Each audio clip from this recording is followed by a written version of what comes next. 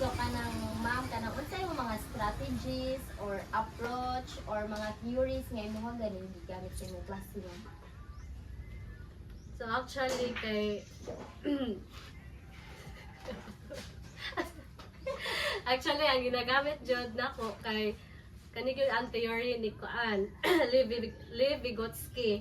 So ang iyang theory kay nag-talk about scaffolding, na siya 3 highlights: scaffolding, instructional scaffolding, and reciprocal scaffolding.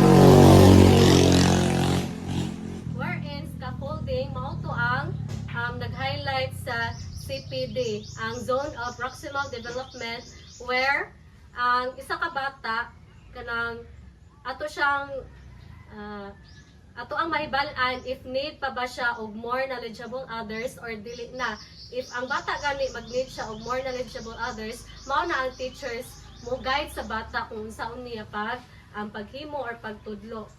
And of course, naputay ang ikaduha, instructional scaffolding, wherein teachers dili lang ta salig bitaw sa visual lang atong pagtudlo kay na may ubang learners na naay auditory, like na po uban nga kinesthetic learners, like kanang active sila mag process sa ilang learnings.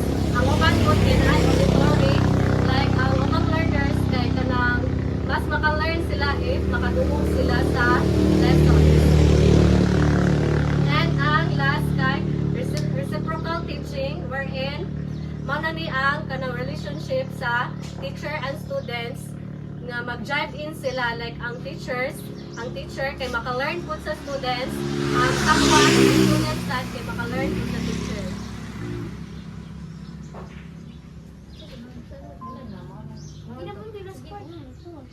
Mana to yung last part? Hindi ako today, no? Naman yung word mo today, no? Asa na? Ay, your personal motto or guiding principle as a future.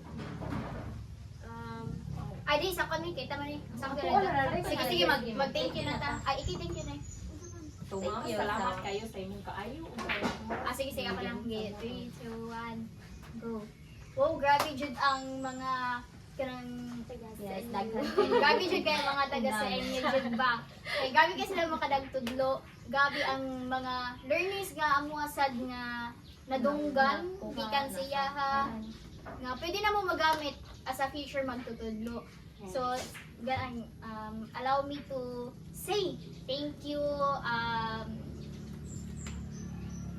at Miss Kimberly and Alphon. Thank you for having us here. And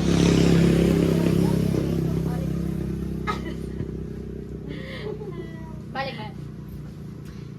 So, grabe jud ay kaayo ang taga sa inyo, no? Basta mo gano taga sa inyo, mga bright jud din sila. Lagi, no, thank you kaayo kay daghang big nakatunan. Na pwede na mo magamit sa umaabot as a future magtutudlo. Ganan ko mo sulti nga daghang salamat kaayong Miss Arpon kay gitagaan mi nimo og kanang time nga ma-interview ka namo ba. Okay, thank you kaayo. Thank you and good luck sa future. Yay!